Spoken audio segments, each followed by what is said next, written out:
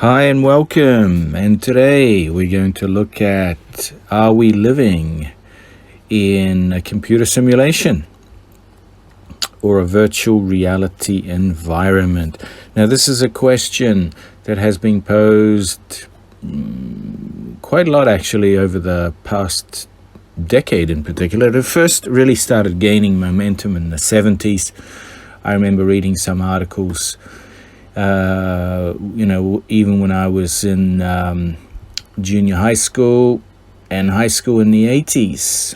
But now through the many decades, a lot more people have jumped in.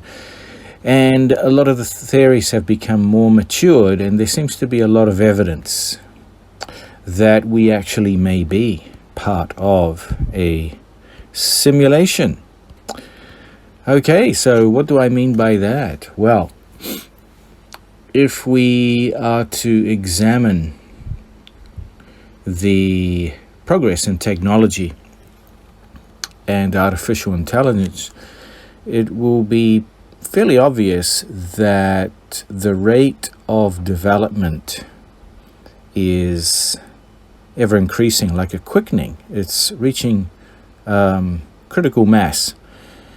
Before, it used to take many years, decades, and then many years, and then several years, and a few years, and a couple of years, and then months. And now it's virtually like every hour we're making strides in new technologies or developments. That's how quickly we've progressed. And AI has really jumped to a point where I think in the next decade, or 2 decades anyway, it will be a complete rival and even surpass anything humans can do. And at that point, also virtual reality technology will be at a point where if, for example, we are knocked out and then reawakened, we could be put into a virtual reality environment by our captor, and we wouldn't be able to distinguish the difference, because it will be like our minds would be trapped, and we'd be actually like looking at things as if they really existed. But they don't. It's just a virtual reality experience. But that's where we are heading. So the question is, are we living now in a virtual reality universe? And my answer to that is almost certainly we are. We have individuality because we are part of our Creator's creation in this virtual reality. So we are a real thing, of course, just like everything around us.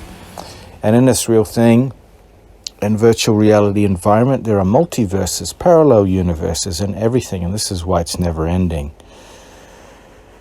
And we are given the ability and opportunities through this development to also create and continue creating and contribute to this never-ending cycle. And I think this is what the universe actually is. But it does come from an origin, and although we cannot explain exactly what this origin is, it is the originating creator. Let's just call it the God force, as I have named it many years ago. So, in my mind, it is. Now, I'm going to show you a few clips to support this evidence. Is it something that you should be alarmed at? Not really, because you exist simply for the very fact that you are. And this existence, once again, is connected with the Creator, the original, the source point where we all come from. We are like little raindrops coming from the same cloud. And so we are all part of one collective consciousness that has been given the individuality to also act individually from this collective consciousness, but we all contribute back to it and we're all connected to it.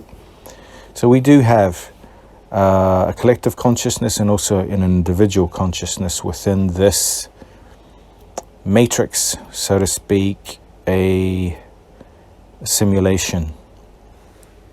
There's a sort of a philosophic concept that a sufficiently advanced civilization will be able to create a simulation. Yeah, maybe you've answered this before? A simulation. I've had so many simulation discussions, it's crazy. Okay. Have you thought about this? And a lot. Are we even in hot tubs? To know, so much so they had to be banned from a hot tub. Yeah. Okay. It's not the sexiest conversation. Are we in? Are we in? I think here's, in my mind, like the strongest argument for us being in a simulation, probably being in a simulation, I think is the following. That 40 years ago, we had Pong, like 2 rectangles and a dot. That was what games were. Now, 40 years later, we have photorealistic 3D simulations with millions of people playing simultaneously, and it's getting better every year. And soon we'll have virtual reality, we'll have augmented reality.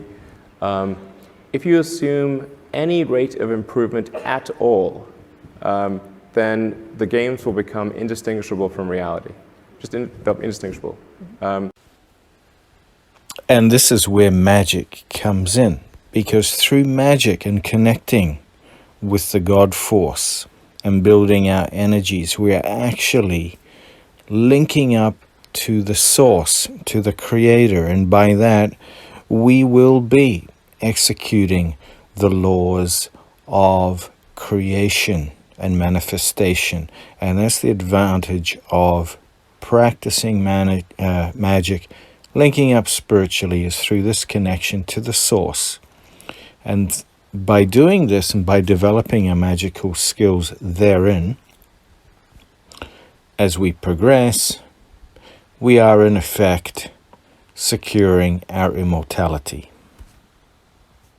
And Zeilinger has proven that no matter how extreme its predictions, quantum theory works, even though it shouldn't. And perhaps the ultimate proof of just how unsettling quantum mechanics can be is something called the double-slit experiment. It will make you question whether reality exists at all. This simple configuration shoots particles of light called photons, one at a time, through 2 tiny slits in a screen. We have a laser which produces light. This light is attenuated such that only 1 photon at a time emerges. This photon passes through a 2-slit assembly, and then we have a camera which registers the pattern behind the 2-slit assembly.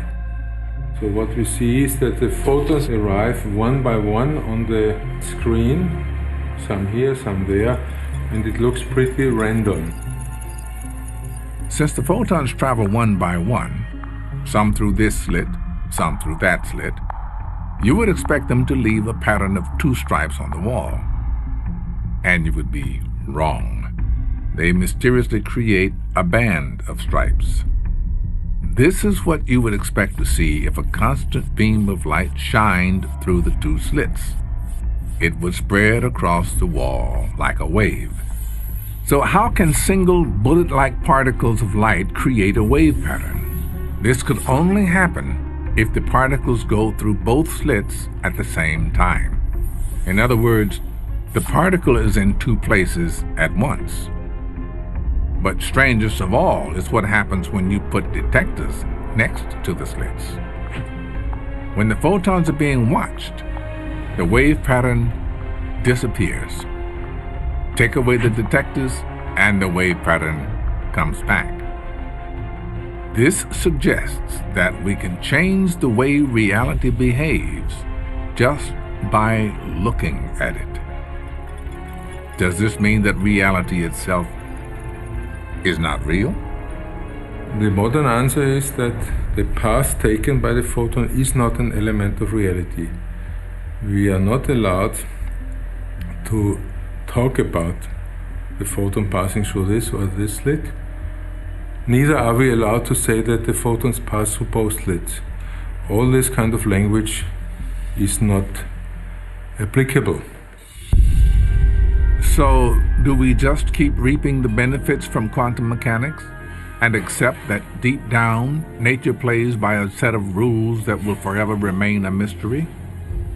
The interesting message here is that we have quantum physics now around for nearly 100 years, and we are still working at the foundations. And that tells me that when we found it, it will be an absolute revelation. It will be something different from what we have been thinking.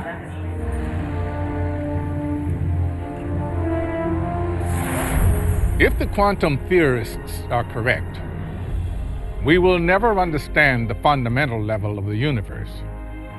Our hopes of finding an ultimate theory will fail, and the human race will hit a roadblock it can't break through.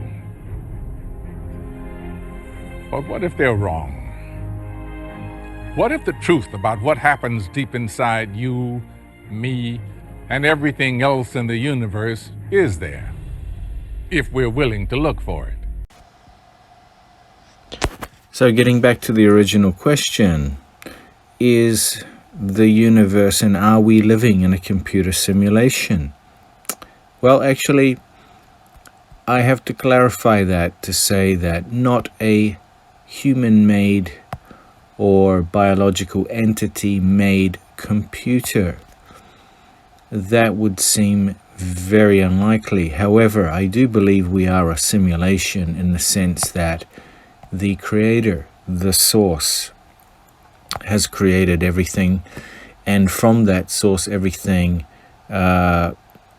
became created, and we can tap into this energy as we have been doing through the study of magic. And through this we are channeling the creative code through us and infusing our own manifestations and creative capabilities that the laws of the actual universe and magic follow. So that is basically what I think to be real, and this is why we are having a lot of these theories and discussions now. In the future, though, there will be a microcosmic simulation in that, like I said before, if your consciousness gets removed temporarily, like you get knocked out and then you get reawakened, you can be trapped in a microcosmic simulation, and that could be generated by computers. And until there's a glitch, you won't know where you are unless you manage to wake up. And this is the concept that the movie Matrix kind of portrayed. But even in the Matrix, it showed that the eventual creator was beyond a computer. At least it implied it.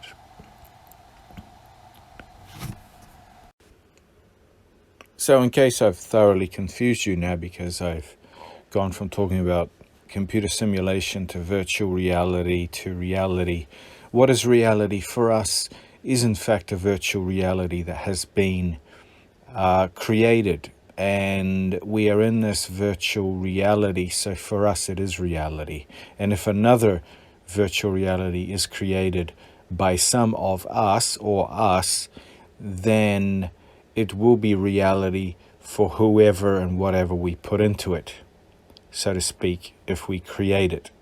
And this is where the confusion can arise, because it can be a never-ending situation of